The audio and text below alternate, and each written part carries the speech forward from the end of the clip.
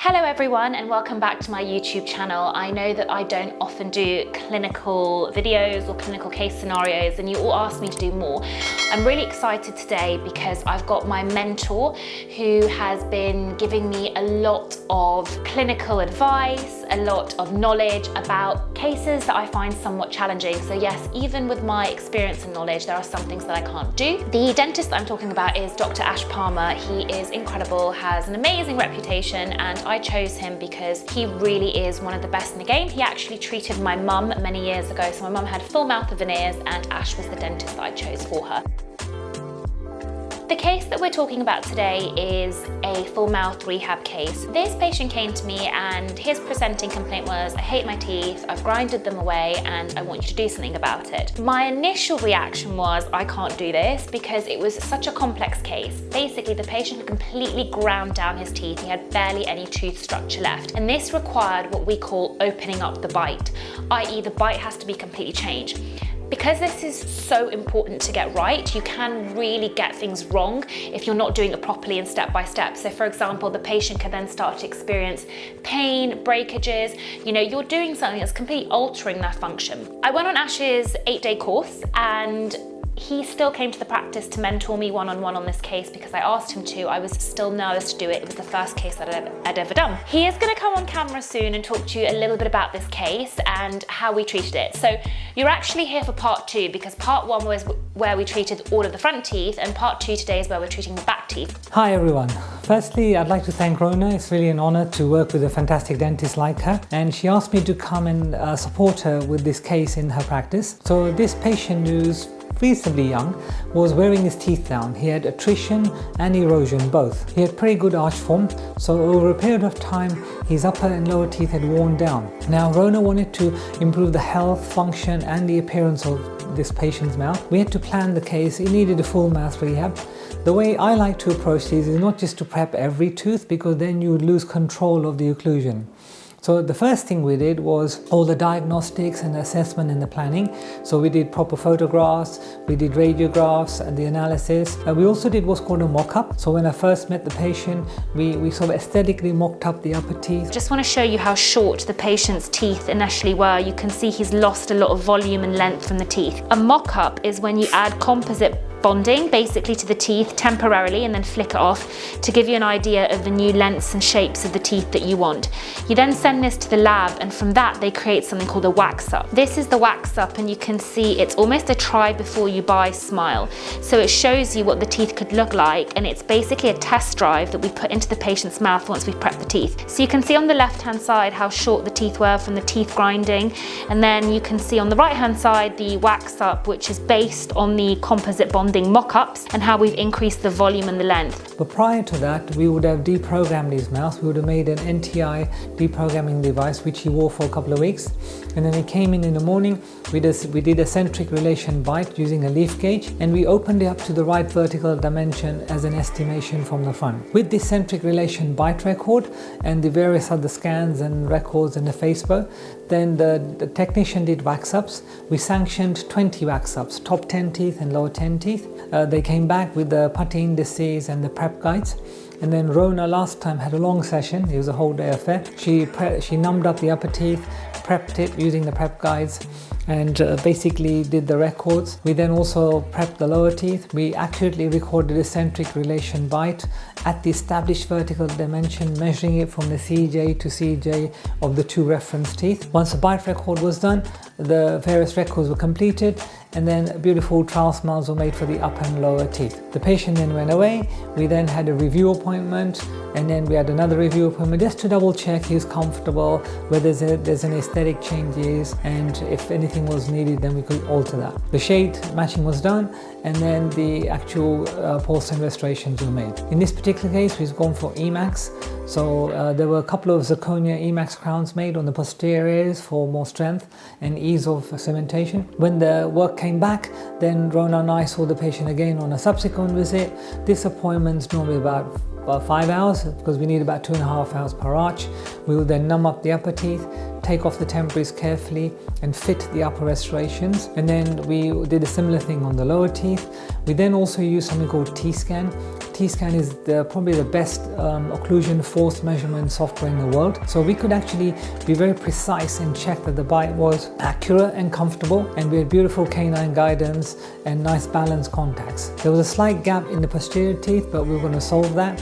So now really centric relation and centric occlusion have become coincident.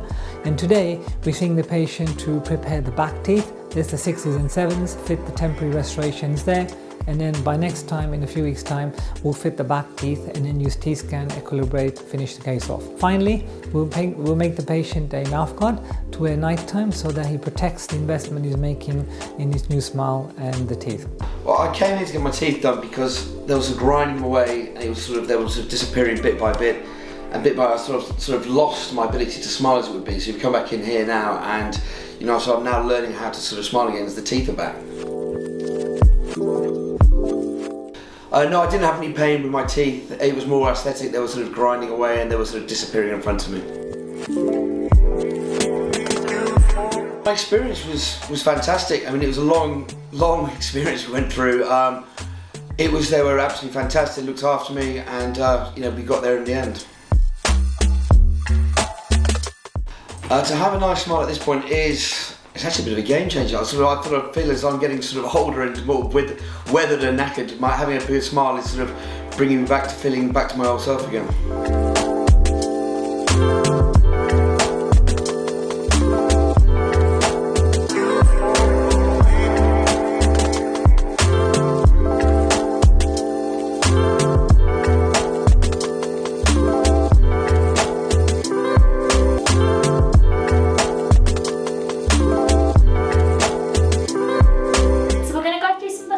Today and help you understand why the treatment is needed. Now, Ash, do you see these cases often? And I want to have your view so that people can really understand the importance of treating these cases properly. So basically, sometimes Rhona, dentists just keep a watch or keep an eye on things. But if someone's been having low fizzy drinks or the diet's not been good, or if they've got strong muscles there and at night time they're trenching or leading stressful lives, then even within a matter of 2, 3, 4 years, a lot of damage can occur. So there comes a point as to how long do you keep watching and when do you actually restore and treat. So our patient here is a younger patient, so we can't keep waiting because he's already worn down through the enamel layer. Yeah. He's now into the softer inner bit, the dentine layer. So it's our ethical responsibility to guide and ask the patient to get their mouth sorted out. But as you correctly mentioned, the minute the bite has collapsed and we need to open it up, that brings a new dimension of treatment, and I think we've done a great job planning this case together, and we're now coming towards the end of it. And just so some of you may be curious, people think that just watching cases like this, which is a really good point, is the safer thing to do. But ultimately, if we're left with such little tooth structure, by the time we decide to intervene, it actually makes the case much more difficult, much more expensive, and much more risky long term. So in a way, you are being more invasive to begin with, but that leads to like a prevention in a way from things getting worse. Wouldn't you agree with me? Yes.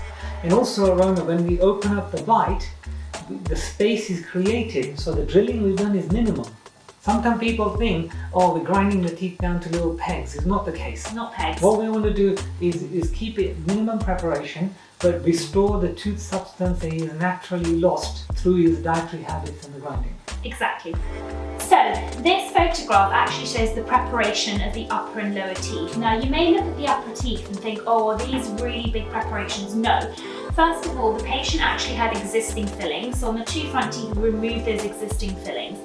Secondly, there was actually a little bit of decay in between the teeth.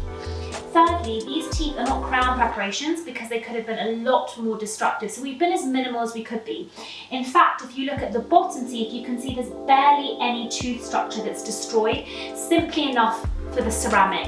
And if we could have done that on the top, we would have, but the circumstances indicated that we couldn't. So 9 out of 10 times, Rhona, as you know, when the dentists do work, we work in CR. Bite is the patient's natural bite. But where we want to open up the bite, we go into a more predictable, defined position called CR or centric relation. But here we're arbitrarily opening by a certain amount to give us enough space for the ceramic, as you mentioned. Yeah. And that requires the precise control and the way we record it. And that involves a little bit of skill and confidence. Dentists sometimes don't have enough knowledge or the confidence to quite do that big case. because once you start the case, you have a responsibility of doing it perfectly for the patient. Absolutely. Yeah. Basically, CR does mean the centric relation, but what's going on with the jaw joints and the teeth when you're treating somebody in what we call CR? So what people need to understand is that we have a system. The temporomandibular joint, or the ball and socket joint here, the muscles, the teeth, they're all like a system and play a part. So the first thing is we need to get the muscles relaxed. Yeah. So if you remember, we deprogrammed or got his muscles relaxed, so we could actually relax the patient's bite and go into the correct position. Just going to interrupt you there. So for those of you that don't know what a deprogrammer is, it's ultimately this little device that's made bespoke to the patient. And what it does is it ensures that the teeth are slightly apart for a period of time and relaxes the muscles.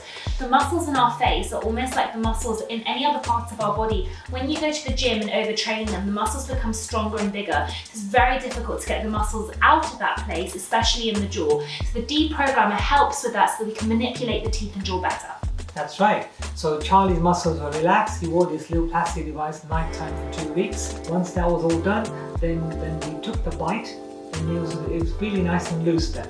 So then we could go exactly to the right position. Yeah. So if we determine that his top teeth are worn down by 1.5 millimeters and the lower was worn down by 1 millimeter, we had a reference between one tooth and another. We use something called a digital caliper where we measure very, very accurately what his bite is at the moment, collapsed, and we say, you know what, we want to open up by 2.5 or 3 millimeters.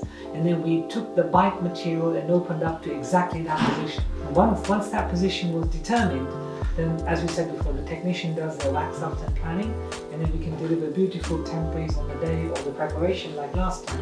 So the patient walks away with the trial smile or the test drive, which they want to make sure that he's comfortable, the bite's good, the speech is correct, they love the look of it, and then really we go home and finish the case off. So these are actually the temporary teeth that the patient left with. They're all joined together. We give the patient instructions on how to keep them clean and so forth. And as Ash said, it's a way to see they're comfortable with the bite, the way it looks and so forth. So this is the patient when he actually had the ceramic work fitted. As we can see, we've got lovely ceramic that has a little bit of translucency, light reflection and so forth. The patient wants to go for a fairly white shade, so that's exactly what we gave him.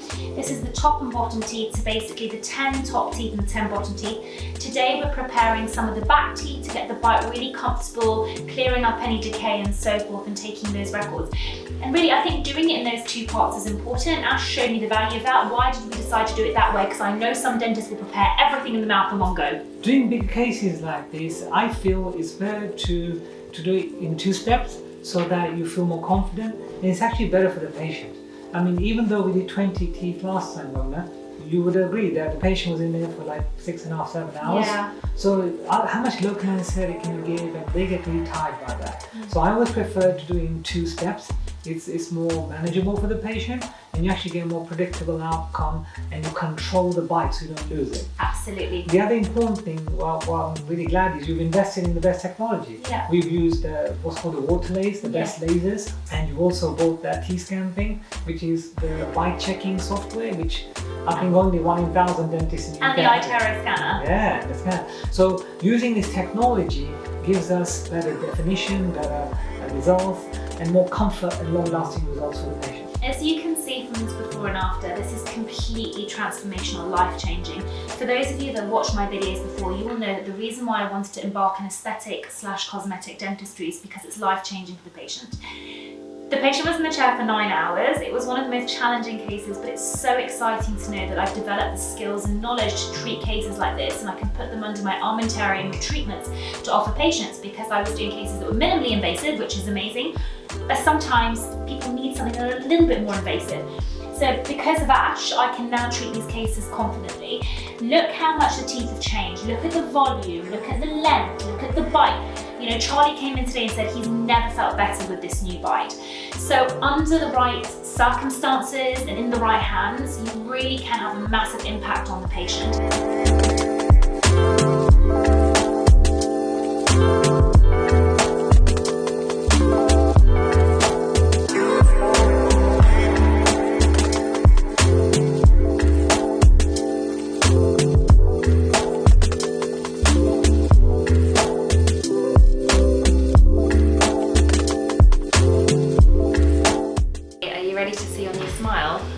Yeah, let's go. Let's go. Here we go. Oh, we're on Rhona. They're actually amazing. Are you happy? This is phenomenal. They're absolutely phenomenal, amazing. Thank you so much. Rhona, really good stuff. It's all fitted. So Charlie, we've asked him how the bite is, and he said he feels a little bit more at the back on the left side. So what we're going to do is use something called T-scan, which is the best occlusion, force and timing measurement system in the world, literally. So we've entered the data on the computer, and what I'm going to do, Charlie, is bring this here. Keep open, please, sir. So, Charlie, bite firmly, release. Bite, release. Bite, release. Excellent. And you stop it. So the start-stop button is here, and that's literally it. What we've done is we've recorded a movie, and we're now going to analyze his bite on the computer.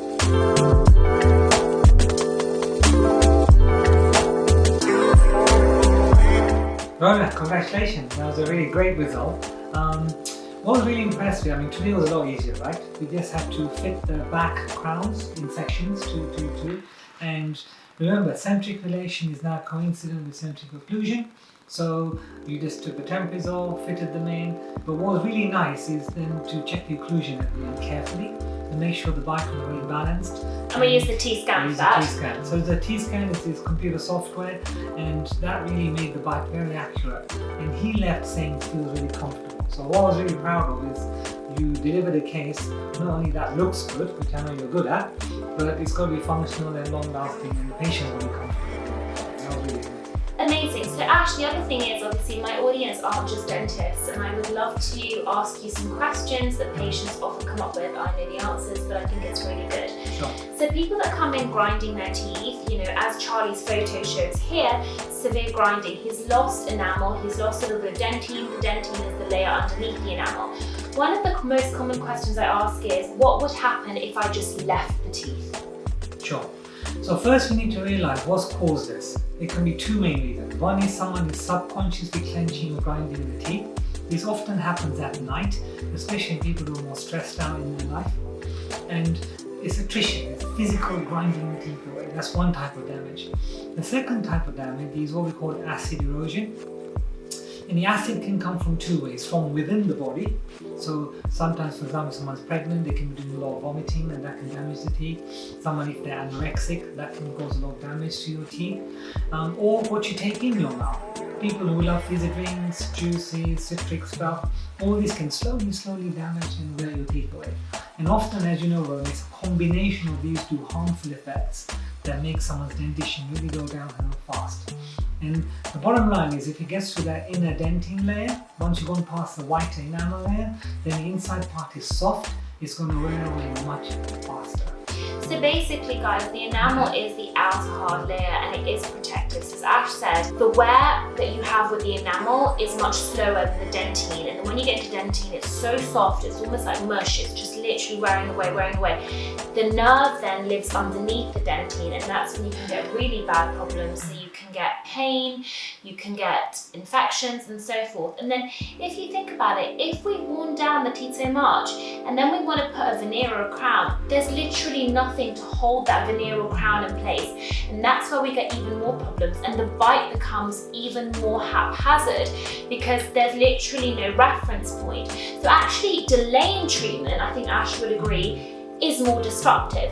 So some people assume that if you're cutting the teeth down to provide these restorations, as we did in this case, they go, oh, but that's drilling, that's harmful, that's bad. But what is the other alternative? To leave the teeth the way they are, and if you do, they grind down so much, it could be even more destructive than what we've got today. Would you agree with me? For sure. So a lot of what you said is correct, and also the age is important. So if someone had worn their teeth down but they were 85, and they were functioning and they were happy, then we don't necessarily need to give them lots of treatment. If someone's only like 35 or 40 and they were anorexic and they're already like, you know, a third of their tooth is gone, then we have to step in. It's our professional duty to give them a nice option. But because you've got to open up the bite, a lot of dentists then get worried about how to handle the bite, and therefore they just watch the case, don't they? You know, some dentists just watch. But what are they watching? The patient's damaging their teeth, and they're the ones that are going to suffer. And to be honest, I always use this analogy to patients, and it might seem a little bit extreme, but I almost say it's like if you have a cancerous mold on your skin and the doctor says, oh, we're going to watch it. But intervention may prevent you from having something more serious. And I think it's the same with teeth, really. You know, doctors of mouth, you know, so we are doing it for that reason. Those are one of the questions I often most commonly get asked. The second question I most commonly get asked is, how often do I need to replace these restorations? So patients get worried. You know, these cases can cost about £30,000 or more because it's often full mouth, and they say to me, when would I need to get it redone? The answer to that is a lot depends on the skill of the dentist. So someone who's experienced and does the job well will do a nice job. The equipment and technology, so if you've got nice equipment to check the bite and everything, they're going to last a lot longer. The skill and the quality of the technician, the person is going to make all the work, and as in your case, it's like magic, it's so beautiful. Also, the most important thing, Rhona, is the patient's aftercare. Do they floss and clean between the teeth? Do they use the correct mouthwash? Do they brush properly with an electric toothbrush? Do they see the hygienist 2 or 3 times a year? So I think they have to keep a control on the sugar in their diet and clean properly. Yeah, and as I always say, it's almost like going to a personal trainer for a few months and attaining the physique that you want. And if you're going to go home then and eat McDonald's and not do any exercise, you're not going to sustain the results. It's the same sort of thing. But would you say if a case is done well, usually the longevity is about 20 years? Yes, something like that for sure. And especially if you get the colour right, and it's a nice, vibrant, youthful looking colour which the patient is happy with, then after 15, 20 years, they're not just going to fall off. What you might find is that the odd one may chip a little bit or something. So selectively, you may have to do one change here and there as years go on, but it's very seldom that we have to redo the whole case, especially if the patient's looked after them enough well. Great. Then the other thing is that people often ask is, what is going to happen to my teeth long term with the drilling? Will my teeth fall out? Will I need implants? Will I be in pain? Will I need root canal? What would you say to that? Okay, so the key point was, when do we intervene? If there's more enamel present, then we know from scientific research that the bonding of the porcelain when it sticks to enamel is far more successful than the bonding to dentine. Yes. One of our mentors, a guy called Gallagher, he's in a study in 2013. He showed that if porcelain is bonded to enamel, it's got a 98% success rate after 12 years. Whereas if it's bonded to dentine, the statistics show that the success rate after 12 years goes down to about 68%. So therefore, you know, if you have more tooth substance present, you do very minimum drilling, so you're only like roughening the teeth really, then you bond it to the enamel, you're going to have a much more successful outcome. Perfect. So really, you're not going to have a full mouth of implants. Also, people often associate drilling with these horrific videos that we've seen online of people going abroad and having their teeth cut down to pencil point. Those are what we call aggressive crown preparations, not veneer preparations, or what me and Ash have done, which is veneer laid preparations, on-laid preparations. These are less destructive. The more you cut around the teeth, the closer you are to the dentine, the closer you are to the nerve, and that's where you have more problems. Yes. These pinpoint preparations mean that the tooth is more likely to snap at the gum line and tooth loss can happen, which may mean that you need a replacement like a bridge or an implant. The preparations that are so severe near the nerve may mean that you need root canal treatment, but really the preparations that we're doing, of course, is irreversible. However, it's not as destructive in controlled hands. These cases can actually take us almost half a day in about 4 appointments. Sometimes when people go abroad, they tell me that their appointments are like 45 minutes to do half a mouth, or just 2 hours to do a full mouth. So you've got to think, not much thought is going into how much they're being cut. Of course, it's case by case. There's some excellent clinics abroad as well, but just to show you, because I know that's been that point of comparison. Also, say something chips or breaks or your temperature comes off, you can't just take the flight and keep flying back and forth. Yeah. And also, sometimes I've seen they join up all the crowns. And you can't floss or do anything. So they're not putting enough thought into the long-term maintenance. Don't forget to like and subscribe to my channel. I hope you enjoyed the video. Have you got anything else to add, Ash? No, I think to embark upon these type of cases, you have to have done at least 10 or 12 of smart makeovers, 8 or 10 units. Please don't rush and dive into a case like this. You need to learn more about occlusion, the bite, and then you've got to take the plunge at some point, because there are lots of patients who are suffering like this, and rather than keep referring them, if you can learn the skills of how to do it, you can look after your own patients yourself. Absolutely. Thank you so much, everyone, for the continued support, and we'll see you next time.